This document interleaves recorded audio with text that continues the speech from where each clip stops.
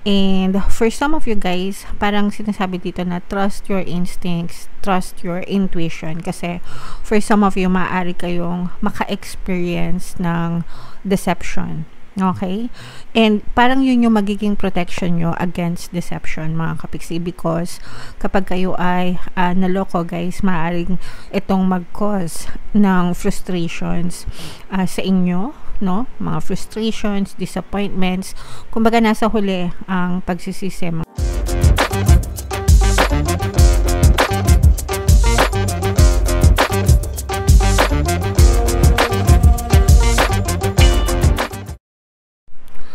Hello guys, hello Capricorn, welcome back to Pinoy Pixie Tarot. Ang pamagat ng episode natin for tonight is OOTM, Oracle of the Month, para ngayong July para sa Capricorn, Sun, Moon, Rising Sign, and Venus. Meron tayong tatlong set ng decks, guys. Ito yung para sa spiritual message nyo, ito yung life messages, and then ito naman yung sa love life nyo, mga kapiksi. Unahin natin tong spiritual messages, guys. Pwede mag-resonate, pwedeng hindi. General reading lang. Kung ano lang yung message na makaresonate sa inyo, guys.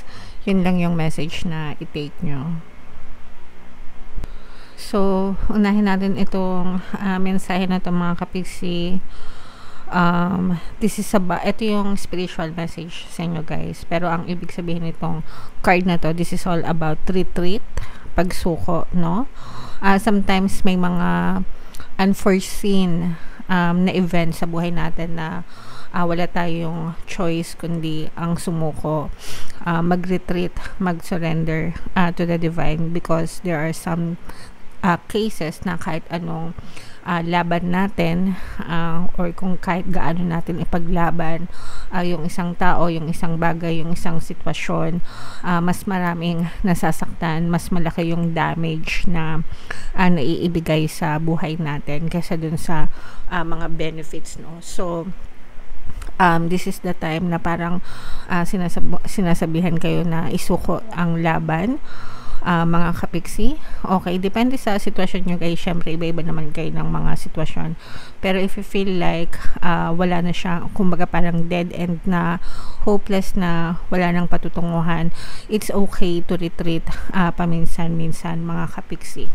Or if you want, parang momentarily, mag-pause muna kayo. And yeah, same like retreat, not really giving up, mga kapiksi, pero mag-pause muna, para makapag-isip-isip kayo, mahimasmasan kayo, kumbaga, magdasal and mag-meditate, ipag-meditate nyo yung sitwasyon nyo. And then kapag nahimasmasan na kayo, guys, kapag medyo gumaan-gaan na yung kalooban nyo, kapag nakapag-isip-isip na kayo ng tahimik, doon nyo itanong or tanungin ulit yung sarili nyo kung gusto nyo pa bang ipaglaban or ipagpatuloy yung inyong laban, okay?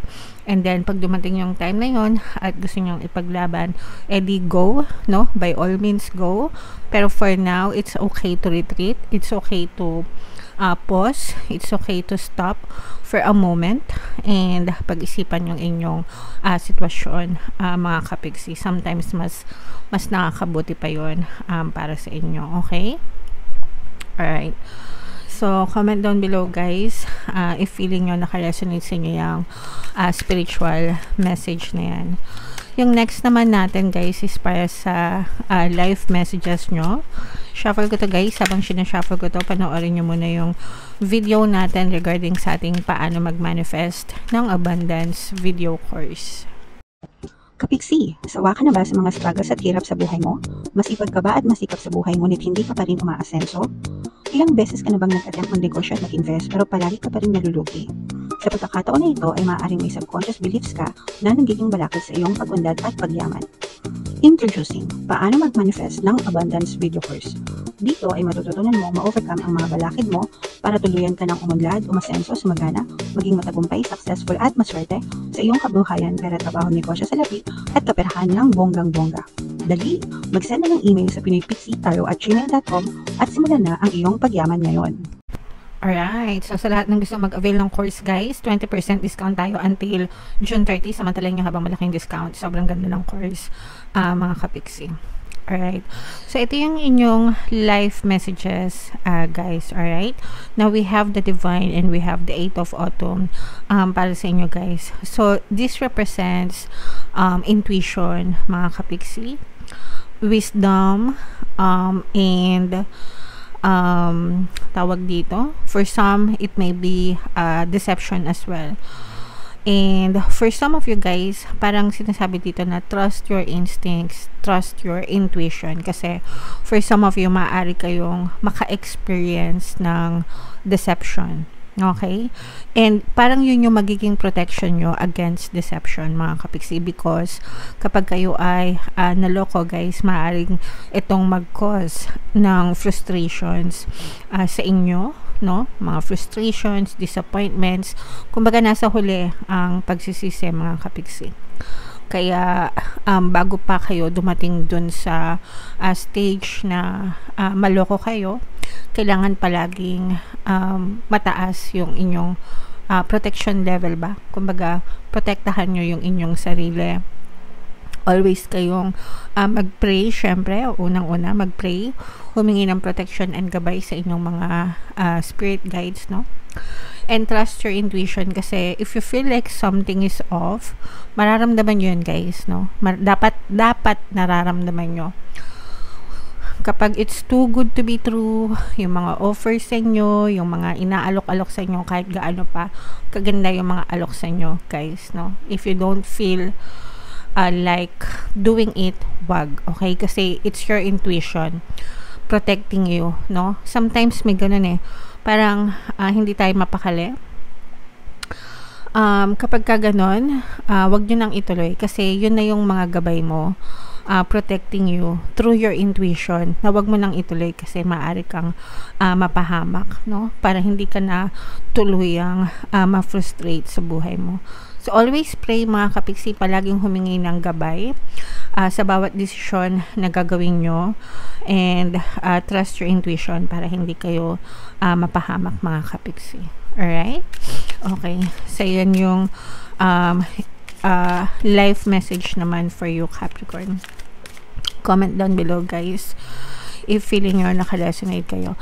Yung next naman, guys, is yung love messages. Tingnan natin yung inyong sitwasyon, guys. Habang sinashuffle ko to, guys, no, meron tayong bagong course, paano mawala ang third party at magkaroon ng harmonious na relationship para sa mga kapiksi natin na nagdadanas ng third party situation. Para sa inyo ang course na yan, mga kapiksi, pwede kayo mag-avail. 30% discount tayo until June 30, guys.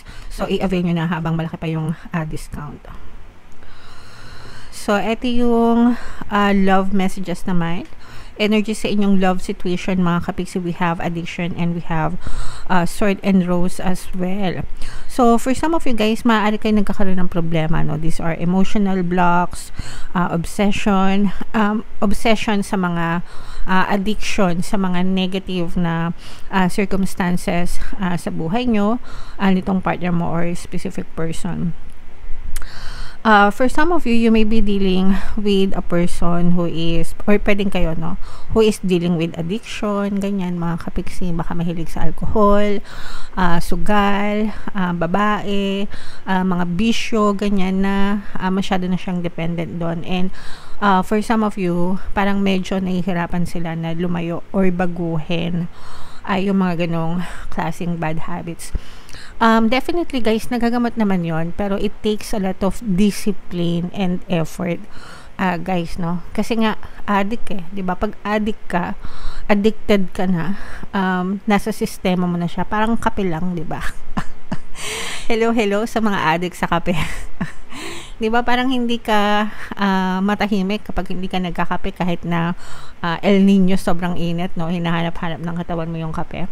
Same goes with them, mga kapiksi, no? Lalo na yung mga talagang mahilig sa bisyo, ilang years na nilang nakasanayan. So, for some of you, maaaring nagkakaroon kayo ng ganong klaseng problema, mga kapiksi. And aside from that, no, parang there's also some kind of hidden truth na pwedeng ma-reveal sa inyo. Baka bukod dun sa mga masasamang bisyo niya, meron pa siyang ibang mga ginagawa, no, na hindi nyo paalam, pero unti-unti na siyang lumilitaw sa inyo mga kapiksi. Sometimes kasi, 'di ba? Kunwari boyfriend girlfriend mo pa lang, hindi mo pa nakikilala yung totoong ugali hanggang hindi mo nakakasama, o kaya naman maraming ways, no? Paraan para itago ang mga lihim. So ito guys, parang unti-unti na itong bukod dun sa mga addiction or sa mga negative habits ng person mo, may mga hidden truths ka pa na nalalaman tungkol sa kanya na nakaka-apekto rin sa inyong relasyon. So, let's say for example, baka mahilig siyang, baka bukod sa addiction niya, meron pa siyang ibang kinababaliwan, meron pa siyang ibang, alam mo yun, na parang ngayon mo lang din nalalaman, mga kapiksi. So, these are all red flags, guys. If in case na hindi pa kayo married or hindi pa kayo nagsasama nitong person na to, kung nakikita nyo na yung mga red flags, wag nyo nang bigyan ng sakit ng ulo yung sarili nyo. Pero sometimes kasi yung katwiran ng iba, mahal ko, kapiksi. So, it's your choice, pero wag kayong iiyak kapag sumakit yung ulo nyo, kasi with this energy mga kapiksi, nararamdaman talaga natin na medyo masakit sa ulo yung ganitong klaseng person, guys. So, medyo tiisin nyo na lang kung mahal nyo talaga mga kapiksi, and ang kailangan nyo dito is tulungan sila, no? Tulungan sila na maka-recover and maka-alpas, no?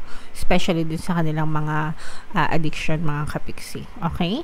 Alright. So, comment down below, Capricorn, if feeling nyo naka-resonate kayo dyan sa mga messages na yan. And comment down below kung saan kayo naka-resonate. Dito ba sa spiritual message? Dito ba sa life? Or dito ba sa love life messages? Comment down below, mga kapiksi. Ito yung ating mga pampaswerte subliminal, guys. Pakinggan nyo para makatulong sa inyo. Ito naman yung ating success stories ng paano mag-manifest ng abundance video course. Click here to subscribe, guys, and click here to join our membership program. Thank you for liking, sharing, and subscribing. See you again next time. I love you all, guys. Have a nice day. Bye-bye.